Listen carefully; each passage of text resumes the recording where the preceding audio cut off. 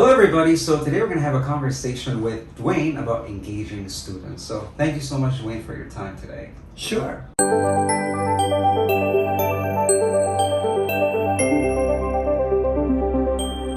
So, Dwayne, would you like to share with us some of the best ways you engage your students? Sure. Yes. I think when I'm meeting with students in the classroom, whether they're adults or children, we're starting a big conversation, a group conversation, and I talk about what we're going to talk about, the topic, a bit about what I want us to accomplish today. I don't do that too much because my class is emergent. The language comes up, the topics come up, they bring up different topics, and so I try not to control it too much. We're going to do this, number one, number two, this, number three, that. I try not to do that. So basically we're going to present about our toys. We're going to present our toys today.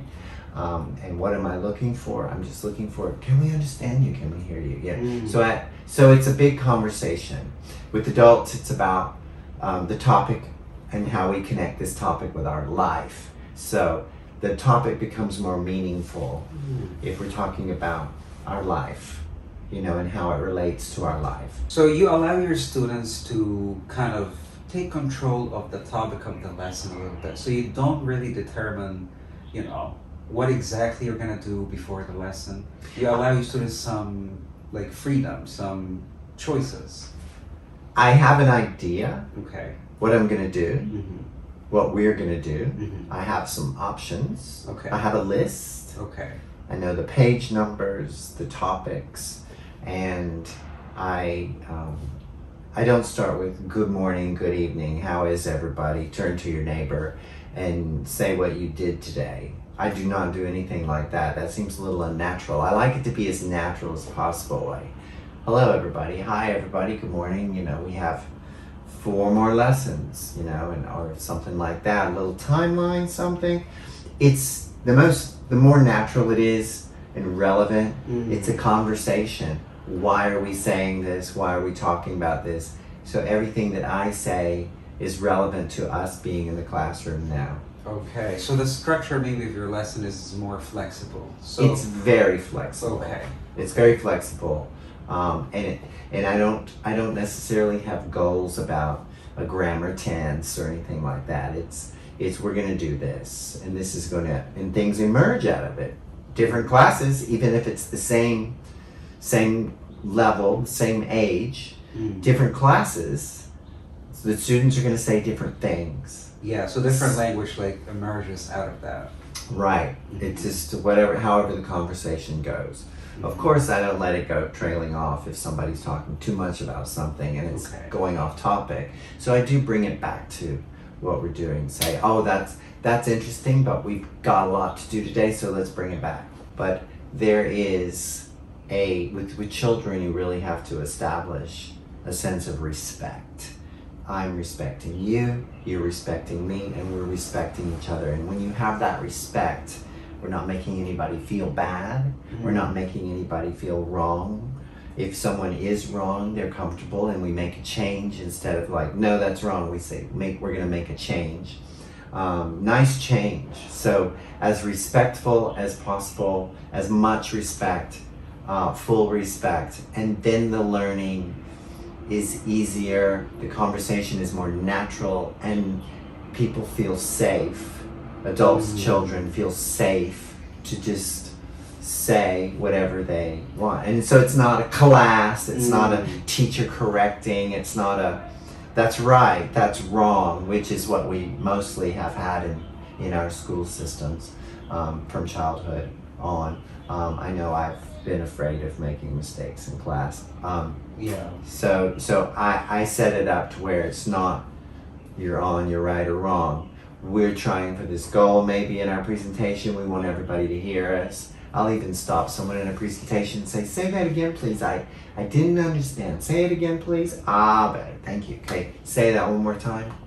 And then I give them a thumbs up. So we keep it respectful, as comfortable as possible. And I think that's what you're talking about, is how having a positive learning environment really helps learning, right? Students need to be respected, they need to feel comfortable, and that also, promotes engagement as well.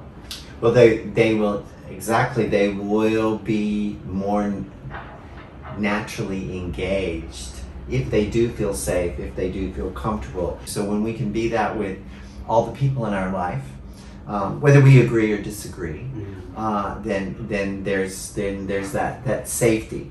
So yes, then there's an engagement. Then we look for what's interesting. So people are going to be engaged with, whether it's a friend at coffee or even in a classroom, with children. They're going to be engaged with something they're fascinated with, that they think is funny, that they think is interesting, that they can relate to. And of course they're learning something new. So it's something they can relate to. And then we go to language that is connected with, for example, that toy. It's made of wood. What's it made of? It's made of wood. Somebody might know the answer to that, and another person might not know the answer to that. So they're learning from each other also.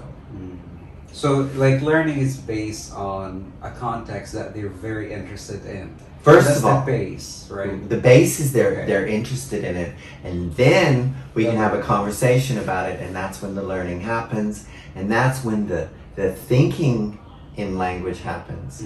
The thinking happens, the speaking happens, the listening happens about that topic, and then new learning comes from that, whether it's new words, new vocabulary, or a new way to say it, and they don't even know necessarily and usually how they're learning or what they're learning.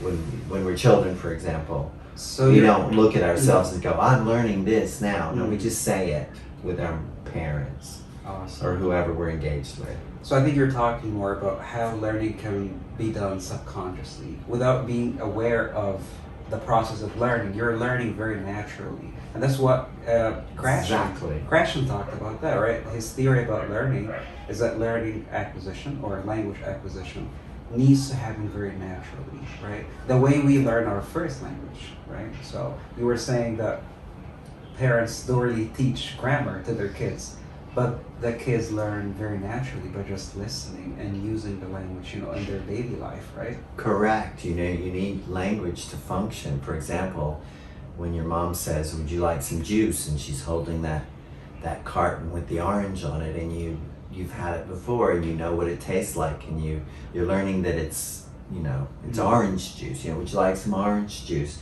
It's good that we're having that language all the time when we're interacting with each other, instead of juice, to say more about it. Would you like some juice? So they might be able to, as a little child, say juice, and then they're gonna develop naturally, I want some juice. Would you like some juice? Yes, I would. Yes, thanks.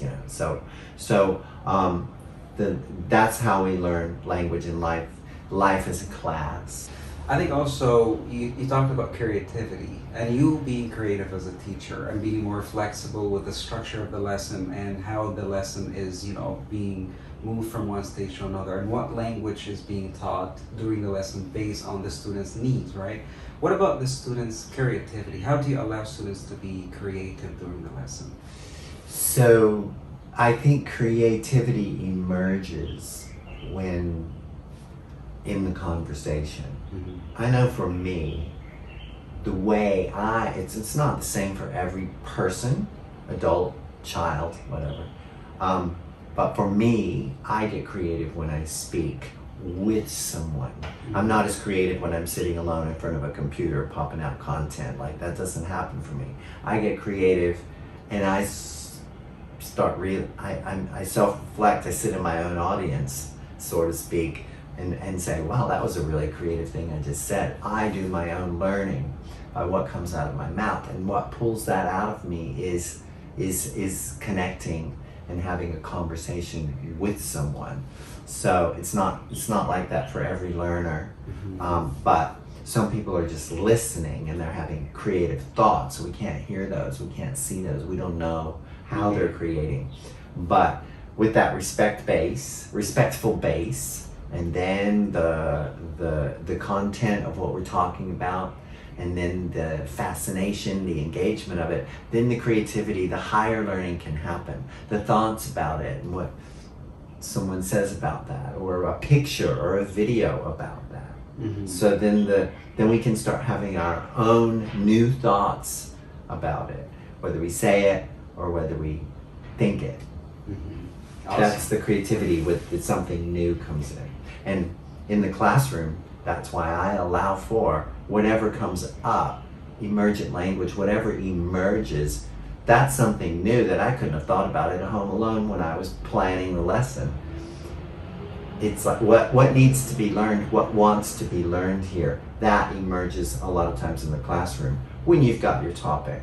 Mm-hmm. So I think you're talking about the teacher being more flexible when it comes to the lesson structure and how to adapt the lesson and the activities of the lesson according to how the lesson is going. Can you give us maybe one example of how you do that? So, for example, if we're talking about toys and what they're made of, in the book it's got made of metal, it's made of Plastic. wood, it's made of plastic, and then someone says, what about batteries?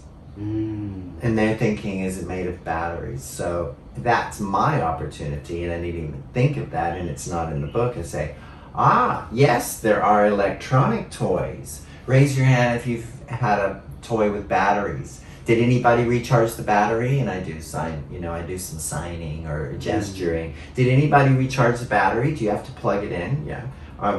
To make it, yeah, that's right. So some toys are electronic. Let's all say that word, electronic. Electronic uses a battery or electricity, right? So that's something I wouldn't have thought of on my own. So they're getting electricity, power, energy. Wow. Yeah. That's a great example. A solar power toy was in there. So I started, what emerged from that was talking about energy and the way that solar power, the sun, what does solar power mean? And we talk about how that gives it energy. And if we didn't have the sun, we wouldn't have energy. So I talk about how we are sort of battery operated, or we're solar powered. Without that sun, we wouldn't have energy. What else gives us energy? We had a conversation about that. Food, right? Without food, right? So what does that toy mean? Somebody said brilliantly, how do you make it move? And somebody said, I push it. And exactly. You give it some force, and I did that. That's right. Some of our toys roll and move when they don't need a battery. So we had a conversation that led to energy and what makes us operate and what makes us move around and move and what makes a toy move. And we talked about gravity when there was a boy on the video who was letting his car go down the track, and the battery, there was no battery, but the gravity made it go fast or made it move. So that talk completely emerged because we were able to have a conversation about energy. Wow, I think that's an amazing example of how we can adapt, our lesson according to how the lesson is going and how to make those decisions as a teacher. Okay, so I think my last question would be, what would be your advice for any teacher who's trying to engage their students more? Any tips, any advice you would like to give those teachers about engaging their students? So what comes to mind is, how do we know they're engaged? So if they're, what are they looking at? What are they looking at? Are they looking at you? I actually do control that when I'm talking, to look at me when I'm talking. Because some people get really distracted. They're in their own world. They've got their traumas and problems and whatever. And they're in their own world with playing with their eraser. So they're not engaged. For example, they're not engaged. They're daydreaming or in another world. So I think you're going to be more engaged if there's eye contact. We connect with each other right here with our eyes when we're looking at someone. If someone's talking to me and I'm on my phone, or if I'm looking away, the connection's not there. So I set up that connection. All right, I'm going to say something right now. I want everybody look at me. Whether they're interested or not, look at me. And then I've got the picture there. And then, so they're getting the language in their ears and in their eyes a lot better when they're looking at me or the person who's talking. and they're connecting because there's a connection there. So that's important. And we're talking about how we watch our students all the time, how we monitor our students all the time to see if they're engaged or not. And based on that, maybe you can make some changes to make them, engage more with you during the lesson. So when you said like, look at me, you're trying to regain their engagement, right? Regain their attention. So yeah, I think that's a great advice. Thank you so much. So to summarize the main points we talked about today, I think, as you said, it all starts with respect and building that positive learning environment for your students to feel comfortable and safe to learn. And we also talked about how we can select topics and contexts that are very engaging to our students. And we base that on our experience as teachers. And also we base it on the knowledge we have of our students and what can be interesting for them and what, might not engage them as much. You also talked about how we as teachers can be flexible and how we can adapt our lessons based on the emergent language that actually emerges during lessons. And you also talked about always monitoring your students to make sure they're always having their eyes on you. They're paying attention to what you're saying. Or on the screen. Exactly. To the learning itself, right? So if you saw maybe some of your students are being a bit distracted, they're not paying attention to you or the learning that is going on during the lesson, you just say, look at me, for example, and you regain their engagement as well. Some need a bit of a nudge to focus. Exactly. Okay, well, I think that's it for part 1 of our videos about engaging students. So thank you again, Dwayne, for today. We really appreciate your time. Certainly.